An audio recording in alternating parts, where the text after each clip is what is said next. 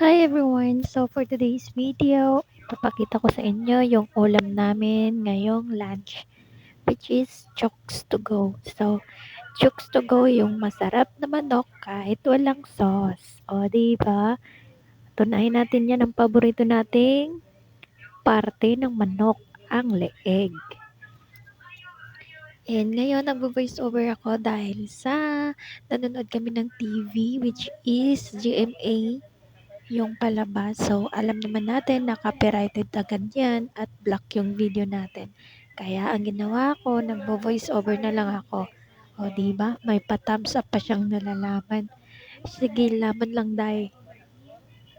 Basta chokes to go.